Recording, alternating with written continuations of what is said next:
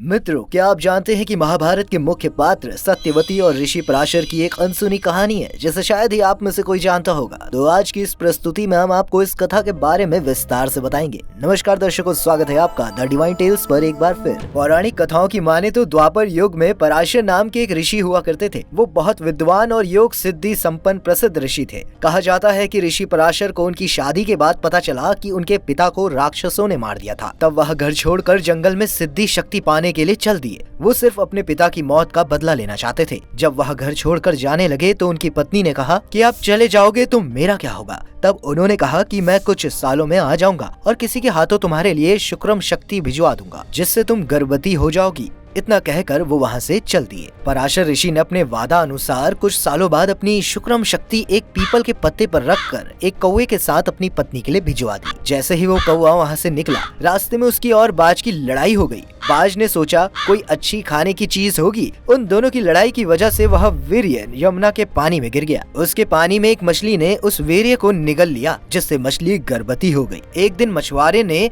वहाँ जाल बिछवाया और वहाँ वो मछली पकड़ी गई। मछुआरे ने जब मछली को घर जाकर काटा तो उसमें एक लड़की निकली। मछुआरे ने उस लड़की का बहुत अच्छे से पालन पोषण किया। लड़की मछली के पेट से निकली थी, इसीलिए उसके शरीर से मछली की दुर्गंध आती थी। उसका नाम मछोदरी रखा गया। वहीं दूसरी तरफ पराशर ऋषि 14-15 साल तक जंगल में साधना करने के बाद घर आने की सोचते हैं। तब वो उसी जंगल के रास्ते से निकल रहे होते हैं जहाँ बीच में यमुना पड़ती है। दरिया को पार करने के लिए ऋषि ने मछुआरे से कहा कि मुझे यमुना पार करवा दो। मछुआरा उस समय खाना खा रहा था। उसने सोचा ऋषि को मना करना ठीक नहीं है, इसलिए उसने अपनी बेटी से कहा कि तुम ऋषि को यमुना पार करवा दो। आपको बता दें, वो बेटी कोई और नहीं बल्कि पराशर ऋषि की ही बेटी थी जो मछली के पेट से पैदा हुई थी। कुदरत का लेखा जोखा देखिए यहाँ। मछुदरी के रूप और यौवन को देखकर पराशर ऋषि उस पर मोहित हो गए। उनको ये तक नहीं पता था कि वो स्त्री कोई और नहीं उनकी ही बेटी है। उन्होंने मछोदरी से नजदीकी बनाने की इच्छा जताई, लेकिन मछोदरी ने मना कर दिया और कहा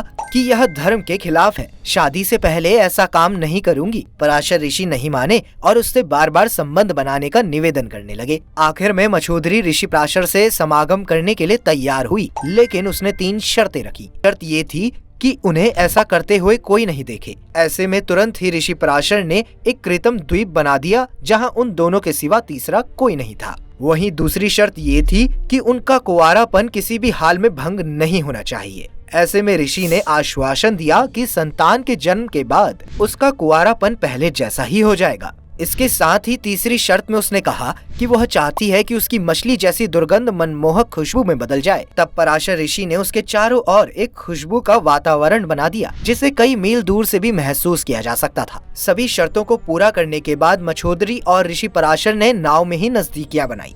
बीतते समय के साथ मछोदरी ने एक पुत्र को जन्म दिया जिसका नाम कृष्ण द्वैपायन रखा गया।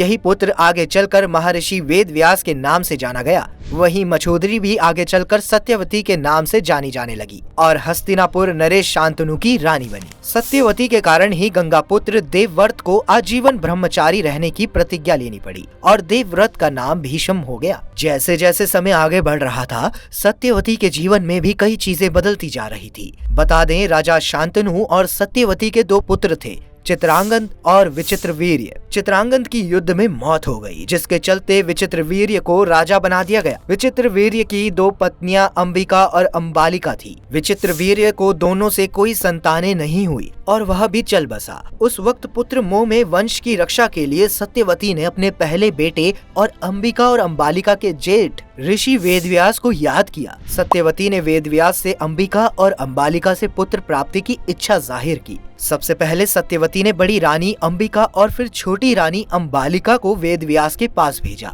पर अंबिका ने उनके तेज से डरकर अपने नेत्र बंद कर लिए, जबकि अंबालिका वेदव्यास को देखकर भय से पीली पड़ गई। वेदव्यास लौटकर माता सत्यवती के पास आए और उन्होंने कहा कि माता, अंबिका को बड़ा तेजस्वी पुत्र होगा, लेकिन नेत्र बंद करने के दोष के कारण वह अंधा होगा, जबकि अंबालिका के गर्भ से पांडु रोग से ग्रस्त पुत्र पैदा होगा। ये जानकर माता सत्यवती ने बड़ी रानी अंबिका को एक बार फिर से वेदव्यास के पास जाने का आदेश दिया।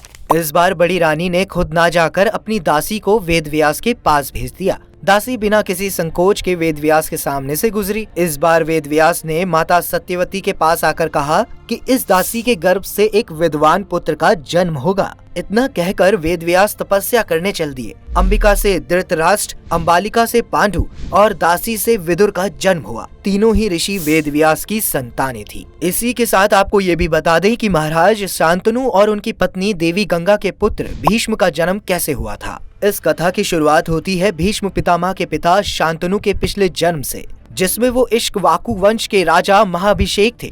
वो बहुत धर्मी और तपस्वी राजा की श्रेणी में आते थे।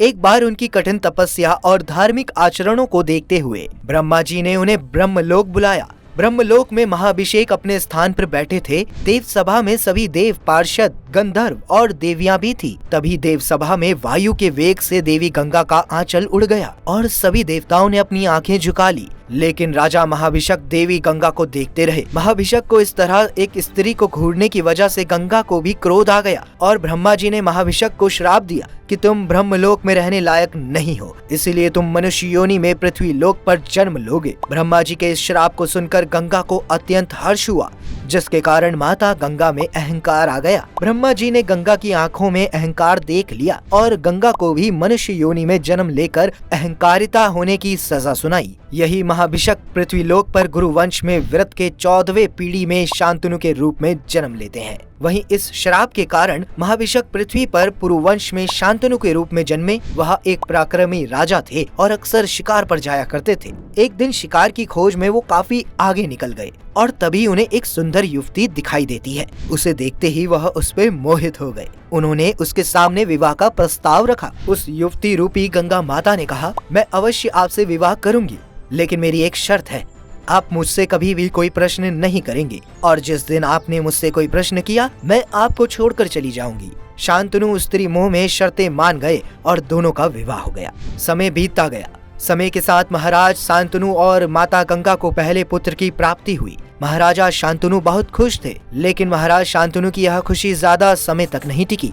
उन्होंने देखा कि गंगा ने पहले पुत्र को नदी में प्रवाह कर दिया। शर्त के अनुसार वो माता गंगा से पूछ भी नहीं सकते थे। ऐसे ही 7 साल बीत गए। इन 7 सालों में गंगा और शांतनु से 7 संतानें हुई और 7 पुत्र को गंगा ने अपने ही हाथों से नदी में बहा दिया। ये सब शांतनु महाराज के लिए अत्यंत कष्टकारक था। जब 8वें साल महाराज शांतनु और गंगा को 8वां पुत्र हुआ, तब गंगा पहले की तरह इस बार भी 8वें पुत्र को अपने गोद में उठा लिया और नदी में प्रवाहित करने के लिए चल पड़ी। लेकिन इस बार महाराज ने अपने वचन को तोड़कर उनसे प्रश्न किया कि आखिर क्यों उनके सभी पुत्रों को वो नदी में प्रवाहित करती है।